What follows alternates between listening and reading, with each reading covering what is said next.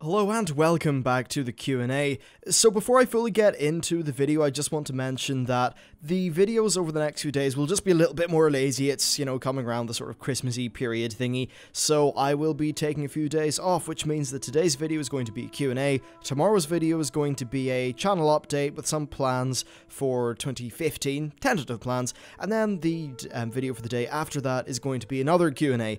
The reason why there's a few Q&As is because, look, they're just they're nice and easy to produce, and it's just sort of handy content that I think people do enjoy. After that, though, the schedule will continue as normal.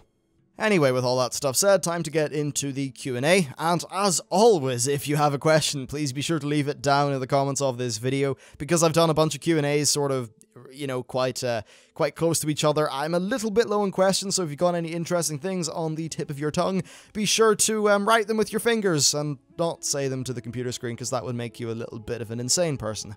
So first of all, I've got a question from Alex Johnson, who basically just asked what I think they're going to do with the legendary quest line in terms of just the lore and that sort of thing. I'll talk a little bit about mechanics as well. So lore-wise, it's hard to know exactly what's going to happen. In the question, Alex mentioned the statue of Khadgar and Gul'dan being locked in combat. Now, I know that I think quite a few people, I think Noble included actually, think that there's going to be something to do with the two of them being frozen in time. I think that's a cool theory, but I don't necessarily agree. I think, anything that is sort of captured in a statue is going to look a little bit frozen time because it is made of stone, after all, and I think that's probably just a sort of cool statue of them fighting, because they will fight at some point. I'd say that, though, we'll definitely come home with Khadgar, so maybe they'll get locked in time or something for the duration of a patch, and then at the end of the patch, Gul'dan's dead and we free Khadgar or something. But I don't think that Khadgar ultimately is going to be frozen in time forever and just stuck there. However, if that does come to pass, then, hey, I'll be proved wrong, I suppose. Anyway, so story-wise, I think Khadgar will probably just deal with whatever the hell's going on with Gul'dan. Right now, we're trying to gather up power so that we can more realistically face him. And what is interesting, though, is how the other patches in this expansion are going to pan out. We know the Burning Legion are going to be more involved, which of course means that Gul'dan and the Shadow Council are going to be more involved. One could, I suppose, assume that something bad is going to happen to us after Blackrock Foundry, because really at the end of Blackrock Foundry we'll be in a stage where the Iron Horde's ogre allies have been crushed, the Iron Horde's presence in nearly every zone has been crushed, and their main sort of manufacturing area has been, well, crushed as well, meaning that they're only left in Tanan Jungle, which I suppose isn't too bad for them because that is where their whole army is, but still, it doesn't leave them in a great position. So something to do with the Burning Legion is going to have to happen, and it's probably going to be either extremely good for their relative power in comparison to us, or it's going to involve us really, really getting hit hard. And I think us getting hit hard would pretty much mean something bad happens to Khadgar, and the Legendary Quest maybe surrounds that, and then because Khadgar's gone for a while anyway, that allows the Legion to come in, or something to that effect. I don't really want to talk too much about specifics here because, well, anything I say is probably bullshit, because there's no real way of actually knowing what's going to be going on here. Now, there is one odd little rumor that I think I'm going to mention just because it's kind of juicy and fun, and the whole Eye of Ashara leak, or supposed leak that happened, talked about this one theory. Now, just on the topic of the Eye of Ashara leak, I don't really know whether it's true or false, because that could be the next expansion and they maybe just didn't talk about it in BlizzCon. Certainly some of the things that were mentioned in the leak do line up and make sense.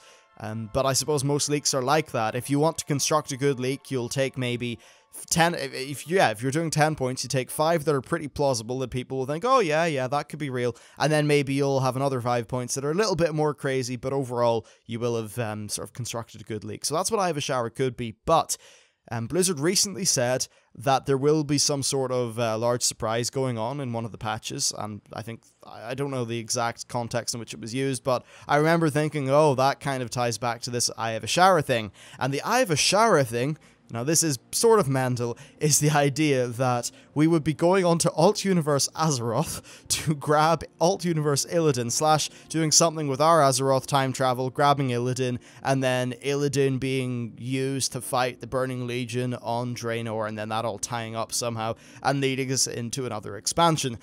I know that sounds crazy. I hope it doesn't happen because of just how absurdly messy it is in terms of the lore.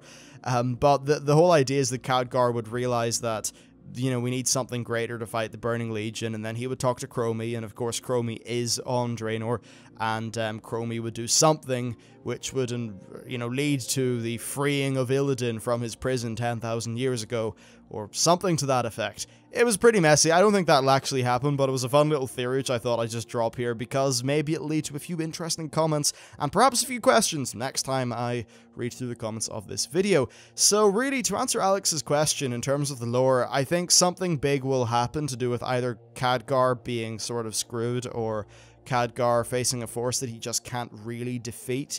That'll happen, then we the players will resolve that problem by killing a raid boss, then the story will probably just resolve itself, the Draenor problem will be fixed, and we will travel home. I think what could happen though is that Draenor could be completely destroyed and then we would travel home and maybe only a few alt-universe characters would lore-wise make it off. I think that would be a pretty clean way to end the expansion because it just...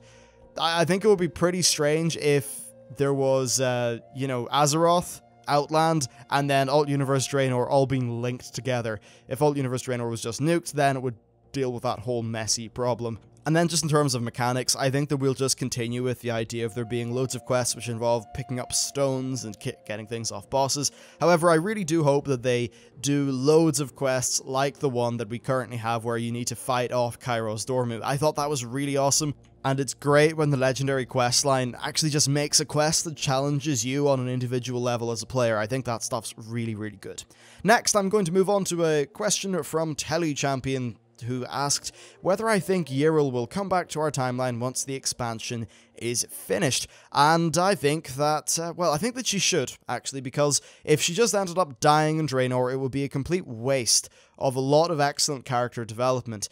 She's a character that I think on the Alliance side, we've never really had a character that's been well developed, that's just sort of consistently been a part of our story throughout an expansion. I mean, the closest thing you've got to that's Admiral Taylor, but while he was decently well done, Yrel was done far better. And I just think it would be an absolute waste for her to die. It's, you know, an interesting character. She's got an interesting story going on in Draenor. And with the death of Murad, there's not really a sort of Alliance Draenei leader who is sort of with the players. I know that you've got Velen and all that, but Velen's you know, he's a faction leader, right? He's got that level of separation, you know, between you and him, whereas people like Yrel, Murad, Gunnar, Duratan, etc. are all characters that you actually interact with during your quests, so I definitely hope she does come back. It's okay, maybe if she doesn't have a massive role to play. I'd say that what could happen is, if Draenor does get sort of blown up by the Burning Legion at the end, then she could lead the Draenei refugees over to Azeroth.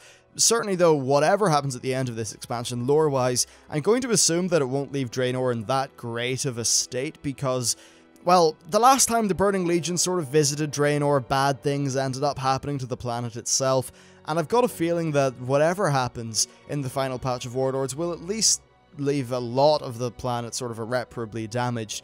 Obviously not in an in-game perspective, because it does need to be a playable space, but still, lore-wise, I think it would make sense that something like that would happen, and then Yrel will be like, okay, well, we need to lead the refugees over to the Alliance planet, because they've been nice and friendly to us, let's do that.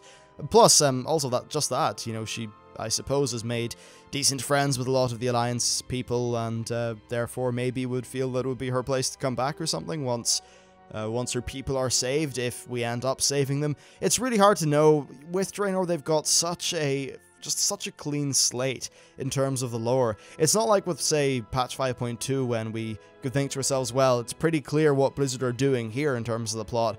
Right now, it's very hard to tell. They could do anything.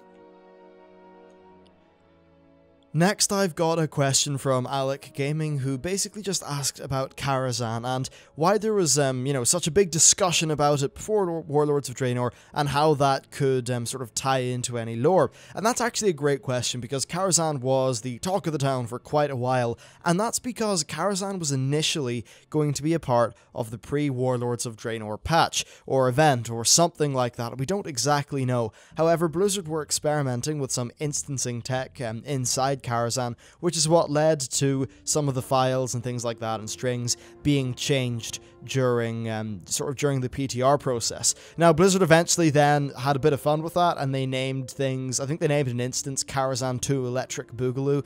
Basically, they were just messing around with data miners, but they did say eventually that that experiment didn't really turn out, and that with them really just deciding to double down on the work in Warlords of Draenor, they decided not to do anything with Karazhan for the pre-patch. I'm assuming that because there's a lot of time travel stuff going on, Garrosh would have been, for some reason anyway, going to Karazhan, maybe stealing some sort of artifact or doing whatever, because there's a whole bunch of ley lines, you see, that kind of converge at Karazhan, which is why it's such a place of power. Anyway, perhaps something like that would have happened. It would have helped Garrosh and Kairos, and then they would have fecked off to Draenor. But as it stands, we didn't get to see that story, and all we saw was the Iron Horde incursion.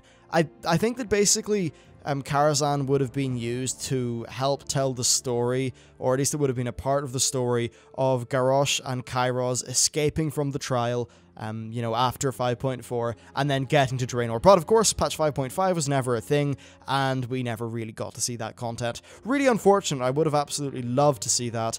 But, I mean, with that just sort of not happening, I don't think we're going to see much Karazhan lore in the near future, which is a bit unfortunate because it is such an interesting place. Anyway, that is it for the Q&A. As always, if you've got any questions, please leave them down in the comments of the video. Thanks for watching, and I'll see you next time.